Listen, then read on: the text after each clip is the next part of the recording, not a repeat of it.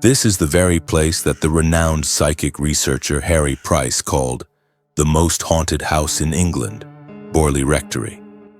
The origin of the most infamous and haunting ghost stories in the history of supernatural phenomena. But before we delve into Borley Rectory, please take a moment to like and subscribe to the channel. This helps YouTube recommend more fascinating and haunting stories to you. Now let's continue to the legend stained by tragedy of Borley Rectory. Every great ghost story needs a tragic beginning, and Borley Rectory is no exception. The house we know today was built in 1862 on land that had long been shrouded in a legend steeped in sin and death. The story goes that around the year 1362, a Benedictine monastery supposedly existed in this area. Here, a forbidden love blossomed between a monk from the monastery and a beautiful young nun from a nearby convent.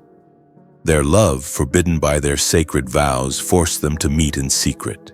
They made plans to elope, seeking a new life beyond the cold monastery walls. But fate did not smile upon them. Their secret affair was discovered. The punishment they faced was incredibly cruel, a typical sentence from the dark Middle Ages. The monk was executed immediately, likely by hanging. The nun, however, faced a far more horrific end. She was bricked up alive within the convent walls, left to slowly die in darkness, alone and in despair. This tragic legend of the ill-fated lovers became the foundation for all the paranormal phenomena that would later occur at Borley. The ghost of the wandering nun, searching for her lost love, became the most haunting image associated with this place. And it was on this very ground, as if to challenge the restless spirits, that Borley Rectory was built. In 1862, Borley Rectory was constructed to serve as the residence for the parish rector, the Reverend Henry Dawson Ellis Bull, and his family. The house was built on the site of a former rectory that had burned down in 1841. It was a large, imposing Gothic-style structure, both stately and somewhat eerie, and was later expanded with an added wing to accommodate the Reverend Bull's large family of 14 children. But the vision of a happy home didn't last long. Around 1863, a few locals reported hearing unexplained footsteps inside the house. Reverend Bull himself was a man who held some belief in spiritualism, and often recounted seeing the ghost of a nun. It was even rumored that he built an octagonal summer house in the garden for the sole purpose of watching this ghost, and had a dining room window bricked up to prevent her from looking in on the family's meals. The most notable event occurred on July 28, 1900. 4 of the Reverend Bull's daughters saw the ghost of a nun at twilight, about 37 meters from the house. They described a figure with its head bowed as if in prayer. When one of the girls approached to speak to it, the figure vanished into thin air. The Bull sisters were all intelligent, well-educated, and well-traveled women, not the type to invent stories to impress others. Over the next 4 decades, many other people claimed to have witnessed strange events, including a phantom coach driven by 2 headless horsemen. The Reverend Henry Bull passed away in 1892, and his son, Harry Bull, took over the parish until his death in 1927, leaving Borley Rectory vacant. The house's haunted reputation was firmly established. The elder Reverend Bull had even once declared he would return to haunt the place if he was not satisfied in the afterlife.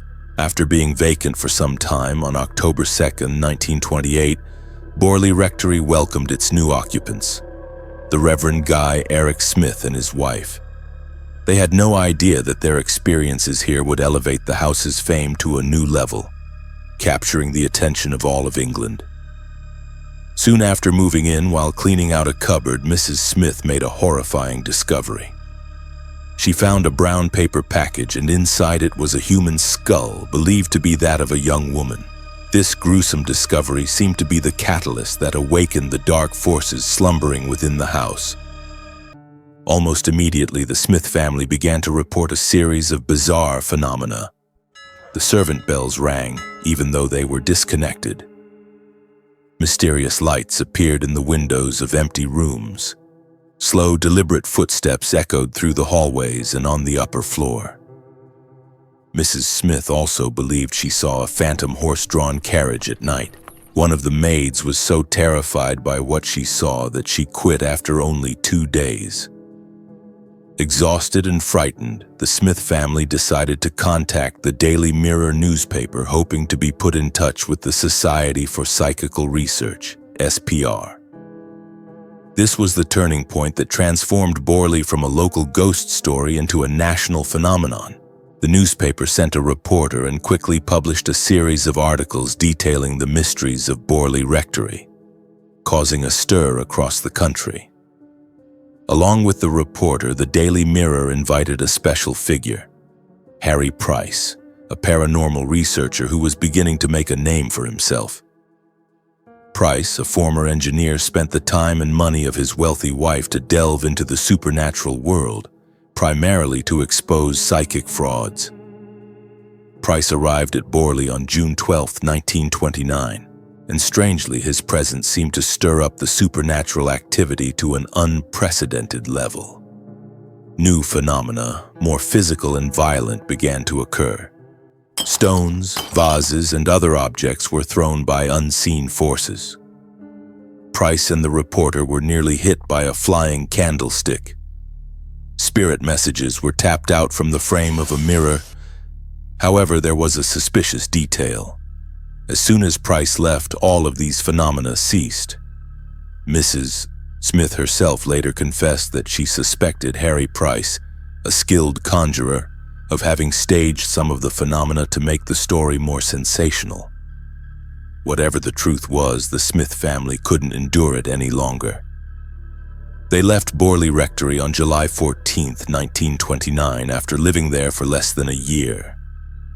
The house fell silent once more, but its haunted reputation had now spread throughout England, attracting hundreds of curious onlookers.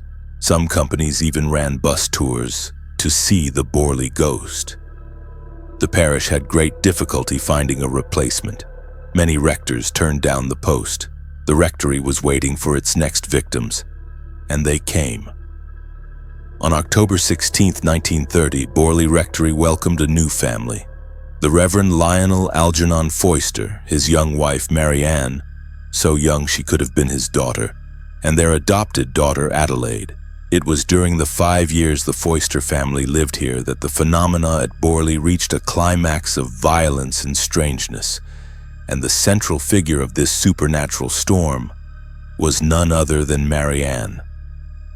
Reverend Foyster meticulously documented all the strange events that occurred from the time they moved in until October 1935, creating a massive file that he later sent to Harry Price.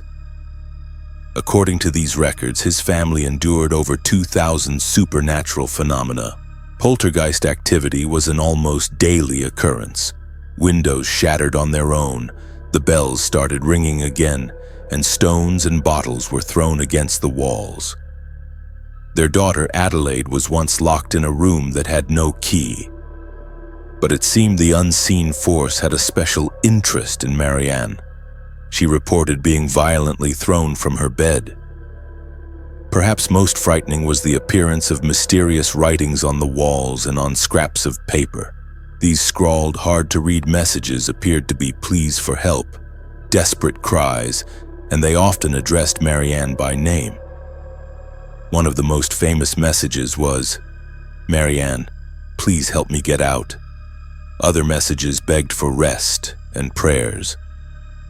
Faced with the escalating phenomena, Reverend Foyster attempted to perform an exorcism twice, but to no avail. In the middle of the first ceremony, he was even struck in the shoulder by a fist-sized stone. However, the story during this period has a complex twist. When other investigators came to look into the case, many came to a common conclusion. Mary Ann, whether consciously or unconsciously, was the cause of the phenomena. Things became even more complicated when years later Mary Ann admitted that during her time at Borley she was having an affair with a lodger named Frank Perlis. She confessed to using the ghost stories to cover up her secret affair, explaining away suspicious noises with a lie about ghosts. This confession dealt a severe blow to the credibility of the events at Borley. However, she also stated that while some events were fabricated by her, other incidents seemed to her to be genuine supernatural phenomena. The truth probably lies somewhere in between, a complex mix of deception, genuine fear, and perhaps unexplained events. Finally, in October 1935, due to Reverend Lionel's failing health, the Foister family left Borley Rectory. They left behind a legacy of chaos, unanswered questions, and ghostly writings on the walls. The rectory was now empty once again, but its fame had spread throughout England. The house was waiting, and it was about to welcome the most famous and most controversial investigator through its doors, Harry Price. The greatest investigation was about to begin. After the Foister family left, Borley Rectory fell silent again, but its reputation did not. Harry Price, who had been following the story from the beginning, saw this as a golden opportunity. He didn't just want to investigate, he wanted to own the Borley story completely. In May 1937, Price made a bold move. He leased Borley Rectory for 1 year from its owners, Queen Anne's Bounty.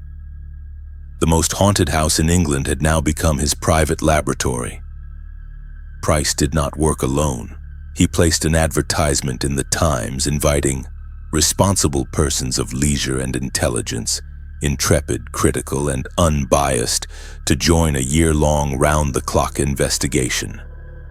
From those who responded, he recruited a team of 48 official observers, mostly students, who would take turns staying at the rectory mainly on weekends, with the task of recording any phenomena that occurred.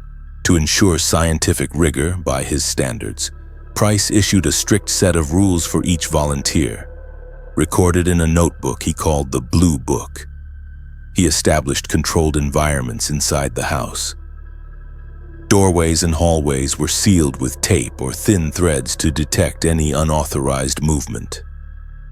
Fine powder was spread on the floors to capture footprints.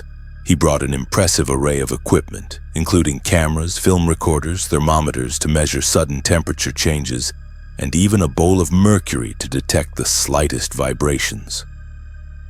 However, despite these thorough preparations, the phenomena recorded during Price's tenancy were far less dramatic than what the Foister family had experienced. Only minor events were reported, but it was during this period that a new and dramatic line of inquiry opened up. Not from within the rectory, but from a planchette séance held in Streatham, London, in March 1938. The séance was conducted by Helen Glanville, the daughter of one of Price's assistants. Price reported that through Helen they made contact with two spirits.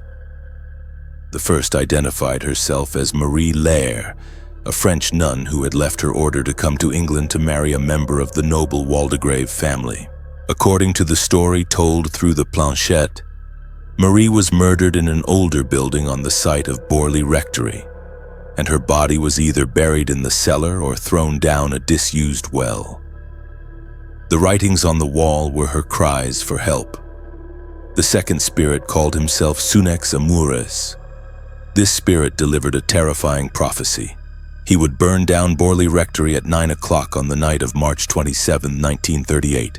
He also claimed that at that time, the bones of a murdered person would be revealed.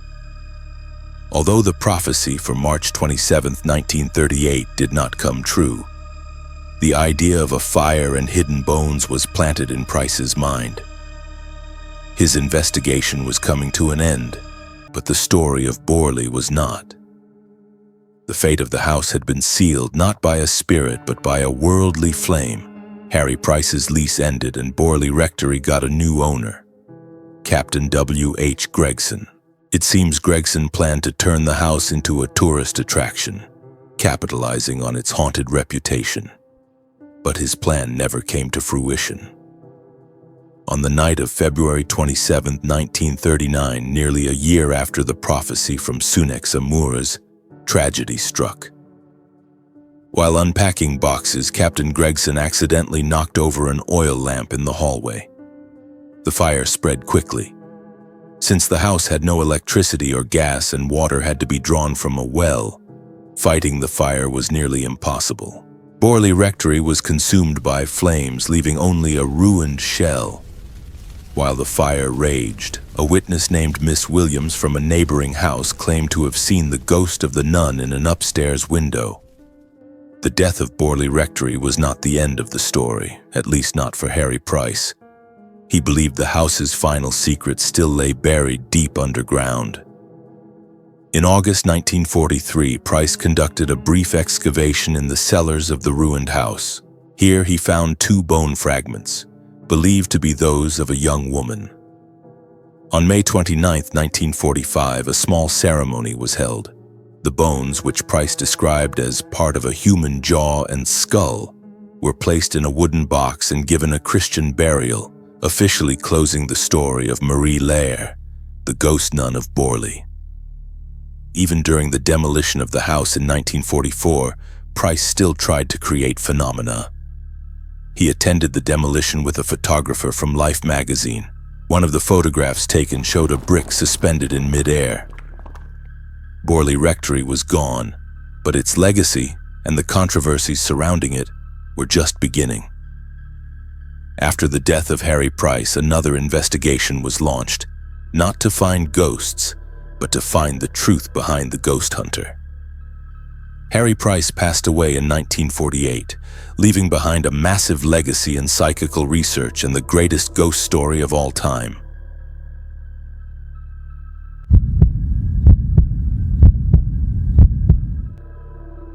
Our next story is an equally terrifying experience about the Enfield Poltergeist.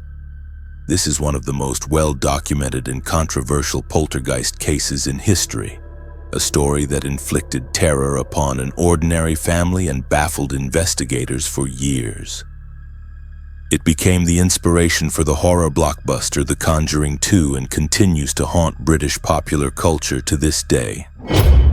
The story began in August 1977 at an ordinary semi-detached council house in Enfield, where life for the Hodgson family was quiet and somewhat difficult. Peggy Hodgson, a single mother, was struggling to raise 4 children, 13-year-old Margaret, 11-year-old Janet, 10-year-old Johnny, and 7-year-old Billy. A recent divorce had left emotional scars and financial burdens, but none of them could have imagined that a far more terrifying ordeal awaited them. It all started one evening in late August, in the back bedroom shared by Janet and Margaret. Janet, an 11-year-old girl on the cusp of puberty, seemed to be the focal point of all subsequent events. That night, as the 2 sisters were getting ready for bed, the first incidents occurred. Some sources say it was the beds moving on their own, but according to Janet's account, it started with the chest of drawers. It started in the back bedroom, Janet recalled. A chest of drawers started to shuffle. We could hear shuffling. At first, Peggy didn't believe them and thought the kids were playing tricks. Mom came up the stairs and said, "Now I want you to pack it up and stop fighting." But when she witnessed the heavy oak chest of drawers slide across the floor on its own and then tried to push it back into place but couldn't, a real fear began to creep in. She realized that something wasn't right. "And I think we was awake all that night." Ugh. The entire family endured repetitive knocking on the walls and strange little noises throughout the house that no one could explain. By the next day, Peggy was exhausted and nearly an emotional wreck. In desperation, she hastily took her children, still in their pajamas and slippers, and ran to their neighbor's house, to Vic Nottingham. Vic, a large, burly builder who feared nothing, listened to the Hodgson family's story and decided to go over and assess the situation.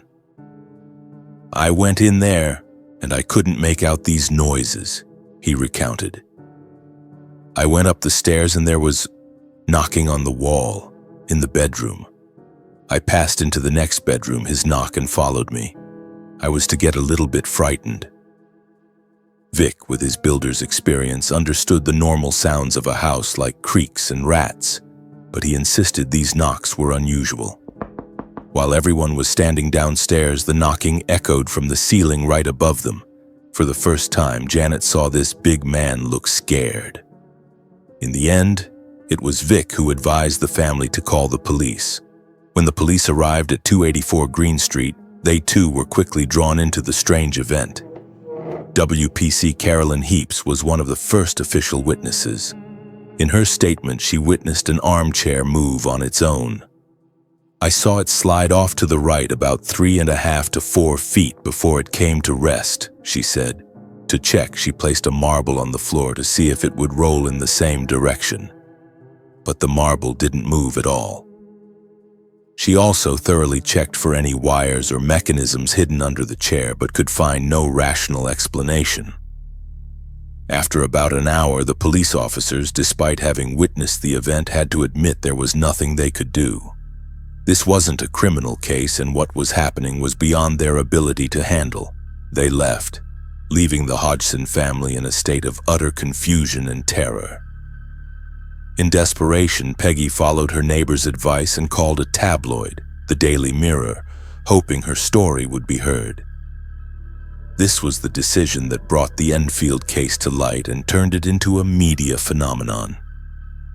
Reporter Douglas Bentz and photographer Graham Maurice were sent to the scene. When they arrived, the atmosphere in the house was incredibly tense. The mother, Peggy, was terrified, and the children were scared. Initially, everything was quiet. But just as the journalists were preparing to leave, Vic ran out shouting that it had started again. They went back inside and witnessed a chaotic scene. "Things started flying around the room," Graham Maurice recalled. "It was just chaos of people screaming. I had no idea where they came from, but they certainly didn't come from the hands of the 3 children who were present." Lego bricks and marbles flew through the air. Maurice himself was hit in the forehead right above the eyebrow by a Lego brick. Despite witnessing it firsthand and even becoming a victim, a frustrating irony occurred. When Maurice's photos were developed the next day, they showed nothing conclusive. This difficulty in capturing concrete evidence became one of the most contentious points of the case, leading skeptics to suggest it could have been imagination or memory influenced by the stressful environment. Feeling concerned for the safety of the Hodgson family, the Daily Mirror team contacted an organization specializing in investigating strange phenomena, the Society for Psychical Research, SPR. The first person sent was Maurice Grosse, an inventor and a new member of the SPR. Grosse had a deeply personal reason for getting involved in this field. He had just experienced the tragedy of losing his own daughter in an accident and believed she had tried to contact him from the other side. When he received the call about Enfield, he set off immediately. When Grosse arrived, he found a family in a state of true panic.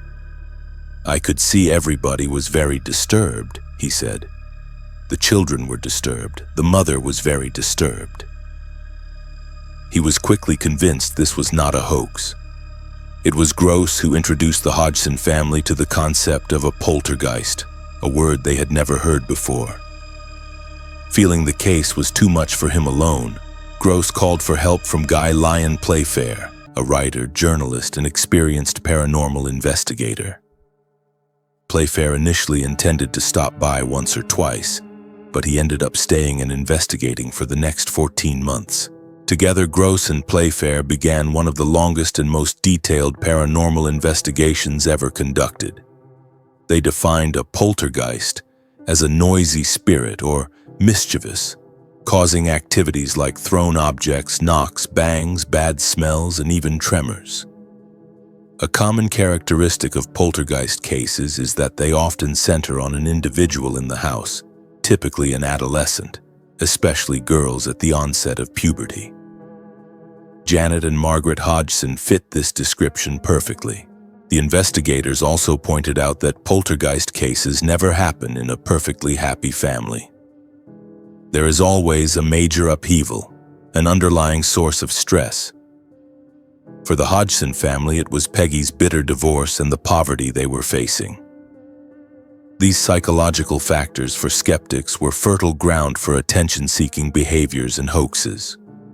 With the arrival of investigators and growing media attention, the phenomena at 284 Green Street did not subside. On the contrary, they became more violent and frightening. BBC Radio also sent a reporter and recorded mysterious knocks that sounded out right in the middle of an interview with the girls. The chair moved again, and the thumping on the walls continued to terrorize the family nightly. Grosse and Playfair camped out in the house, setting up tape recorders and cameras, determined to capture undeniable proof. They had no idea that the knocks and flying objects were just the prelude. The most terrifying act at Enfield was just beginning, and its spirit was about to speak. The poltergeist activities at Enfield grew increasingly aggressive, but the most frightening and controversial turning point in the case came when the unseen force began to speak. At first, it was just the sound of a dog barking in the room, even though there was no dog. Maurice Grosse, with an investigator's curiosity, challenged it. "If you can bark, maybe you can talk." And it answered. From the throat of 11-year-old Janet, a voice began to emerge.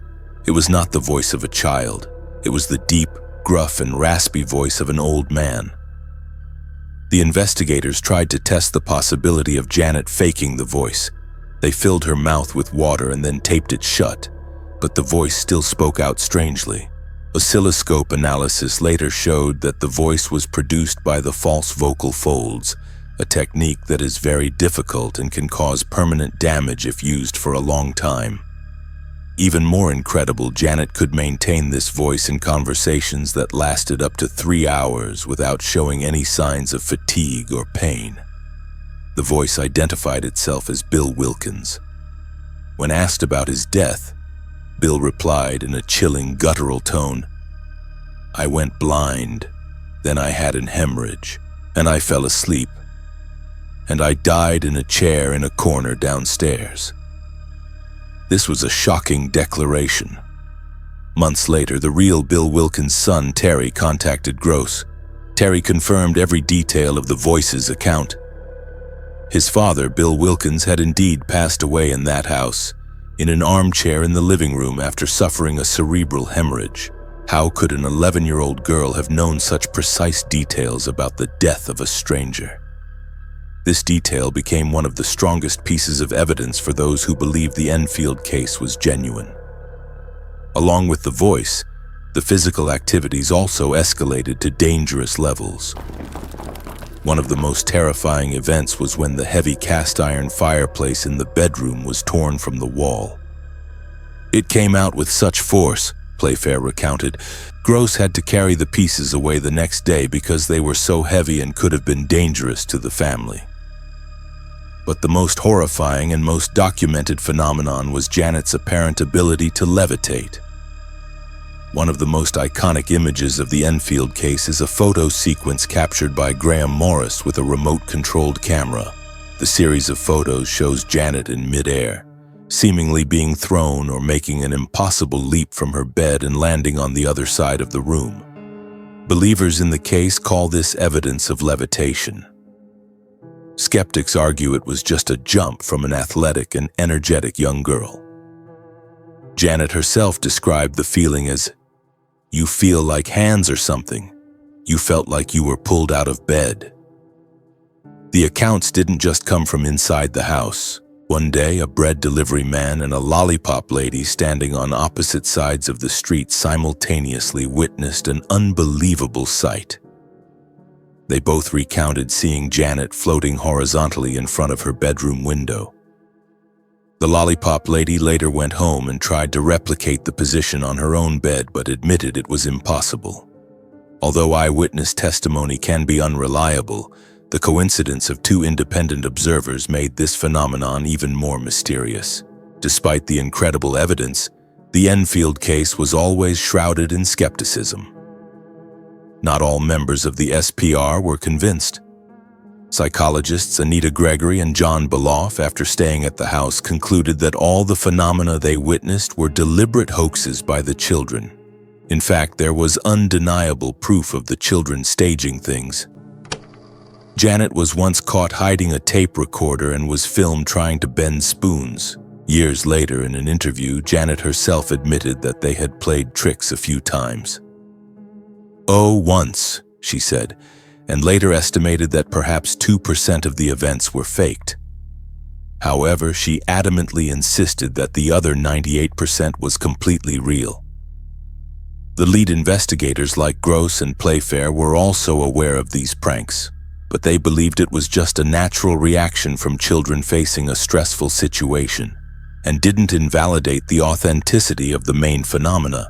The involvement of the American paranormal investigators Ed and Lorraine Warren is also a point of contention.